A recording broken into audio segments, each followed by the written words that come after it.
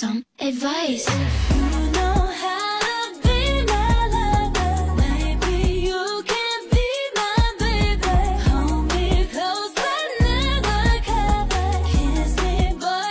Pet lover daw pero bleach yung ginagamit na panglinis. Mga fur parents, huwag na tayong gumamit ng bleach. Toxic kasi ito sa pets natin, lalo if na-ingest nila or kahit nalanghap lang nila. Pwede silang magkasakit sa respiratory, digestive, or skin irritation. Alam ko na maganda panglinis ang bleach. But if you have pets at home, better kung mag-switch kayo sa pet-friendly odor eliminator. Yes po, may nabibiling pet-friendly odor eliminator. This is made of natural enzyme na nakakatanggal ng odors. Kahit Google mo pa or tanungin mo si ChatGPT, yan yung lalabas. This is enzyme-based cleaner, kaya kahit yung mga damit nila or sapin nila, ito yung ginagamit ko. Kaya napanatag ako kasi alam ko hindi sila mai-irritate sa amoy. Kaya kung bleach pa rin yung ginagamit mo pang linis, stop mo na yan at get ka na netong pet odor eliminator.